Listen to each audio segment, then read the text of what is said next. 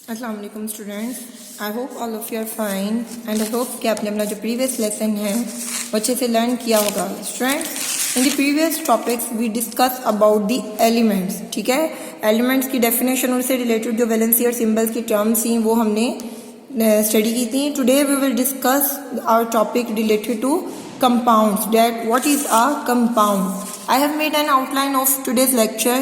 First we will see what is the definition of a compound. A compound is a substance made up of two or more elements. Compound क्या है?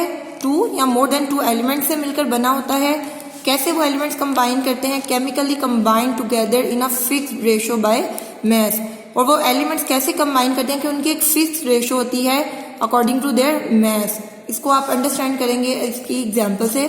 For example carbon dioxide की अगर आप example लें तो देखें two elements हैं। कौन से टू एलिमेंट्स हैं? एक कार्बन है और एक ऑक्सीजन है। ठीक है, जो दो एलिमेंट्स हैं कार्बन और ऑक्सीजन वो केमिकली कंबाइन किए और फिर एक हमारे पास कंपाउंड आया जिसका नाम क्या था? Carbon dioxide. अब ये जो दोनों एलिमेंट्स हैं ये किस रेशो से फिक्स रेशो है इनकी, उन्होंने हमेशा इसी रेशो में एक दूसरे के साथ कंबाइन करने हैं। कार्बन का जो एटॉमिक मास होता है वो कितना होता है? 12 क्या है? एटॉमिक मास है कार्बन का। ठीक है, ऑक्सीजन का एटॉमिक मास कितना होता है? 16। ये जो एटॉमिक नंबर्स और एटॉमिक मासेस हैं ये आपको पीरियोडिक टेबल से लर्न करोगे चैप्टर नंबर 3 में। अभी जो आपको बताए गए हैं सिर्फ उनके आप जो एटॉमिक मासेस हैं वो लर्न करें। कार्बन का एटॉमिक मास है 12, ऑक्सीजन का होता है 16। यहाँ पे 2 क्यों लिखा है? यहाँ पे 2 आया है। ये ऑक्सीजन के कितने एटम्स हैं? यहाँ पे 2। कार्बन का 1 था, ऑक्सीजन के 2 एटम्स हैं, इस वजह से हम उसके एटॉमिक मास को 2 से मल्टीप्लाई करेंगे। 12 32, 16 multiply by 2 is equal to 32। ये किसकी रेशो आ गई? रेशो आ गई अकॉर्डिंग टू देयर मास। अगर हम इसको सिंप्लीफाई करें तो यहाँ पे क्या रेशो बनेगी? 3 और 8। कैसे? 4 से डिवाइड करें, 4 3 आर 12। ठीक है, 4 से 32 को डिवाइड करें तो 4 8 आर 32। रेशो बाय मास हो गई 12 32। सिंप्लीफाई करें तो 3:8 की रेशो आई। इसी तरह अगर हम वाटर की एग्जांपल लें, H2O। ठीक है, कंपाउंड है एक वाटर जो कौन से एलिमेंट से मिलकर बना है? हाइड्रोजन एंड ऑक्सीजन से। हाइड्रोजन का एटॉमिक मास होता है 1। यहाँ पे 2 क्यों लिखा? क्योंकि हाइड्रोजन के 2 एटम्स हैं। यहाँ पे 2 multiply by 1 is equal to 2। Oxygen का एटॉमिक मास क्या था? 16। एक ही एटम है तो 2 16 की रेशो से सिंपल करें तो 2 1 2 से 2 से डिवाइड करें तो 8। सिंप्लीफाई करके रेशो क्या आ गई? 1:8 रेशो। ठीक हो गया। अब इन दोनों एग्जाम्पल्स में क्या थे? जो एलिमेंट्स थे वो एक फिक्स रेशो थे। कार्बन ने हमेशा 12 और ऑक्सीजन ने 32 की रेशो से ही ये कंबाइन करेंगे। मीन्स कार्बन का एक एटम और ऑक्सीजन के 2 एटम्स ही कंबाइन करेंगे तभी कार्बन डाइऑक्साइड की फॉर्मेशन होगी। अगर ऑक्सीजन का सिर्फ एक एटम आके कंबाइन कर रहा है तो कार्बन डाइऑक्साइड नहीं बनेगा, वो एक दूसरा कंपाउंड बनेगा जिसको हम बोलते हैं कार्बन मोनोऑक्साइड। ठीक है, CO होता है इसका सिंबल। बुक से देख लें। कंपाउंड डेफिनेशन है पहले, it is a substance made up of 2 और more elements chemically combine together in a fixed ratio by mass. यहाँ तो होगी इसकी डेफिनेशन कि कंपाउंड कैसे है? एक ऐसी सब्सटेंस है जो 2 या ज्यादा एलिमेंट्स के मिलने से बनता है और जो एलिमेंट्स हैं वो एक फिक्स रेशियो से एक दूसरे के साथ कंबाइन करते हैं। नेक्स्ट प्रॉपर्टीज बताई हैं कंपाउंड्स की क्या है? As a result of this combination. ठीक है, ये जो एलिमेंट्स कंबाइन के हैं केमिकली क्या होता है? Elements lose their own properties and produce new substances compounds that have entirely different properties. ठीक है, इसको इस तरह से समझ लें। देखें, 2 जो एलिमेंट्स है कौन से थे? हाइड्रोजन और ऑक्सीजन। दोनों क्या हैं? गैसेस हैं। जब ये केमिकली कंबाइन करेंगी इस रेशो से तो क्या होगा? एक न्यू कंपाउंड बनेगा जो क्या है? वाटर। वाटर अब क्या है? लिक्विड है जिसकी प्रॉपर्टी इन दोनों की प्रॉपर्टी से टोटली डिफरेंट होंगी। ठीक है, जो कंपाउंड बनेगा उसकी जो प्रॉपर्टीज हैं वो डिफरेंट होंगी। हाइड्रोजन ऑक्सीजन क्या थी? गैसेस थी। जब वो कंबाइन की तो क्या बना? वाटर, जो क्या है? एक लिक्विड। मीन्स जो एलिमेंट्स हैं उन्होंने अपनी आइडेंटिटी लूज कर दी। कंपाउंड की जो प्रॉपर्टीज होंगी वो टोटली डिफरेंट होंगी एलिमेंट्स से। यही बात इस लाइन में एक्सप्लेन की गई है। Compounds can not be broken down into its constituent elements bye simple physical method. अब जो न्यू कंपाउंड बना है उसको हम लोग इजीली ब्रेक नहीं कर सकते। अब ये देखें, जैसे वाटर है उसको हम इजीली हाइड्रोजन और ऑक्सीजन में ब्रेक नहीं कर सकते by any physical method. Physical method कौन सा होगा? जैसे हम अगर वाटर को फॉर एग्जांपल फेंक दें तो क्या वो ब्रेक करेगा? नो। फिजिकल मेथड है, केमिकल मीन्स से हम उसको सेपरेट कर सकते हैं, लेकिन जो फिजिकल मेथड्स हैं उनके थ्रू हम उनको सेपरेट नहीं कर सकते। नेक्स्ट आगे एग्जांपल बताई हैं, carbon dioxide is formed when elements of carbon and oxygen combine chemical in a fix ratio of 12:32। ठीक है, ये जो आपको एग्जाम्पल बताई गई, एक कार्बन डाइऑक्साइड की और दूसरा वाटर की, कि वो फिक्स रेशियो बाय मैस से कंबाइन करेंगे। नेक्स्ट पेज नंबर 8 पे क्या है, इसके ऊपर आप हेडिंग दोगे classification of compounds. Compounds can be classified as ionic और कोवेलेंट। ठीक है, कंपाउंड्स को हम किस में क्लासिफाई करते हैं?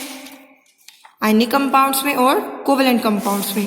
जो आयनिक कंपाउंड्स हैं, फॉर एग्जांपल NaCl क्या है? एक आयनिक कंपाउंड है।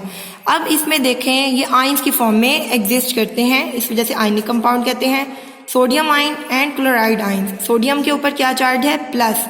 Na किसका सिंबल था? सोडियम का। Cl क्लोरीन का। So sodium ion and chloride ion. अब सोडियम के इर्द गिर्द कौन से होंगे? क्लोराइड आयंस होंगे, और क्लोराइड के इर्द गिर्द कौन से होंगे? सोडियम। ऐसा नहीं है कि क्लोराइड के साथ क्लोराइड, नेगेटिव आयंस एक दूसरे को रिपेल करेंगे, ऑपोजिट चार्जेस एक दूसरे को अट्रैक्ट करेंगे। और फिर ये क्या है? एक 3 डायमेंशनल इनका स्ट्रक्चर होता है, जिसके लिए हम क्रिस्टल लैटिस का वर्ड यूज करते हैं। फर्दर जब हम चैप्टर्स की तरफ मूव करेंगे तो उसमें क्रिस्टल लैटिस को स्ट्रक्चर को डिटेल से डिस्कस किया गया है। अभी सिर्फ आप ये याद रखें कि जो आयनिक कंपाउंड्स हैं वो आयंस की फॉर्म में एग्जिस्ट करते हैं, और जो पॉजिटिव है आयन जैसे सोडियम, वो ऑपोजिट चार्ज जो आयंस हैं वो उनको सराउंड करेंगे। क्लोराइड को कौन से करेंगे? पॉजिटिवली चार्ज आयन सराउंड करेंगे।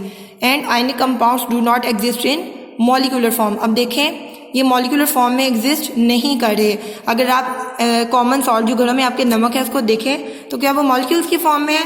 नहीं, वो आपको एक पार्टिकल की फॉर्म में नजर आते हैं, तो ये मॉलिक्यूलर फॉर्म में एग्जिस्ट नहीं करते। कोवेलेंट कंपाउंड्स हैं, दे एग्जिस्ट इन मॉलिक्यूलर फॉर्म। जैसे वाटर है, जो वाटर है वो क्या है? उसको हम सेपरेट नहीं करते। वाटर एक कम्पैक्ट फॉर्म में हमारे पास आता है, और ये किस फॉर्म में एग्जिस्ट करते हैं? मॉलिक्यूलर फॉर्म में। For example H2। बुक से देख लें, compounds can be classified as ionic और covalent. Ionic compounds do not exist in independent molecular form. 1 point हो गया, मॉलिक्यूलर फॉर्म में वो एग्जिस्ट नहीं करते।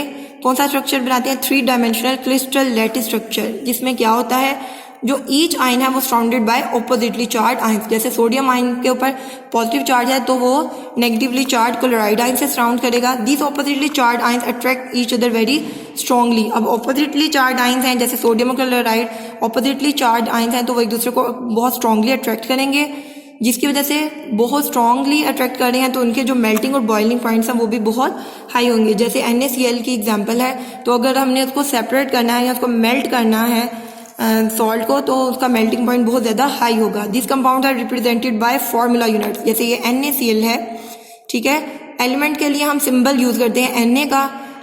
क्लोरीन अगर एलिमेंट है तो उसके लिए Cl का करेंगे, लेकिन यहाँ पे क्या है? कंपाउंड में 2 एलिमेंट्स कंबाइन कर रहे हैं। जो आयनिक कंपाउंड्स हैं उसके फॉर एग्जांपल अगर ये सिंबल की बात करें तो उसको हम जो सिंबल यूज़ कर रहे हैं कंपाउंड का, उसके लिए हम वर्ड यूज़ करते हैं फॉर्मूला यूनिट्स का। सिंबल का वर्ड यूज़ करते हैं हम वहाँ एलिमेंट्स के लिए, लेकिन कंपाउंड्स के लिए आयनिक अगर कंपाउंड्स हैं तो उनको जिससे हमने रिप्रेजेंट करना है उसको हम कहेंगे formula units. KBr potassium bromide, CuSO4 copper, Cu किसको बोलते हैं? कॉपर को, SO4 सल्फेट को। सेकेंड है covalent compounds, they exist in molecular form, और a molecule is a true representation of the covalent compound. अब मॉलिक्यूल की फॉर्म में एग्जिस्ट करने हैं तो उसको जो हम रिप्रेजेंट करेंगे जिस फॉर्मूला से, उसको बोलेंगे molecular formula. For example H2O है, वाटर, HCl है, हाइड्रोजन क्लोराइड, H2SO4 है, सल्फ्यूरिक एसिड। H2SO4 क्या है? Sulphuric acid. CH4 है, मीथेन। ठीक हो गया, यहाँ पे मैंने मेंशन भी कर दिया। H2O4 किसका है? सल्फ्यूरिक एसिड का मॉलिक्यूलर फॉर्मूला है। CH4 किसका है? मीथेन का। अब ये जो टेबल 1.3 है ये आपने सारे कंपाउंड्स के नेम्स गिवन हैं और उनके केमिकल फॉर्मूला, ये आप लोगों ने एज इट इज़ ही याद करने हैं। MCQs के लिए भी इंपॉर्टेंट है, शॉर्ट क्वेश्चन में भी आपको आ जाता है। फॉर एग्जांपल वो पूछ सकते हैं what is the chemical formula of sugar, तो आप बताओगे C12H22O11। वाटर केमिकल फॉर्मूला क्या है? H2O। सोडियम क्लोराइड जिसके लिए हम कॉमन सॉल्ट का वर्ड भी यूज़ करते हैं, आम नमक जो हम घरों में यूज़ करते हैं, Na। Cl silicon dioxide, sand जो रेत है उसका क्या फॉर्मूला है, SiO2, सोडियम हाइड्रोक्साइड, ठीक है, सोडियम Na हाइड्रोक्साइड OH, जो कॉमन नेम है इसका caustic soda, sodium carbonate, sodium का क्या है Na2, carbonate CO3 dot 10H2O means इसके साथ वाटर मॉलिक्यूल्स भी अटैच होते हैं और आपने 10 ही लिखने हैं। कॉमन नेम है washing soda, calcium oxide, second name क्या है क्विकलाइम, कैल्शियम Ca इसका symbol, oxide O, calcium carbonate, calcium का सिंबल क्या है Ca, कार्बोनेट का CO3, कॉमन नेम है limestone, sugar C12H22O11, sulphuric acid H2SO4, ammonia का क्या है फॉर्मूला NH3। ये आपने एज इट इज़ ही फॉर्मूलाज याद करने हैं। So this is all about your today's lecture.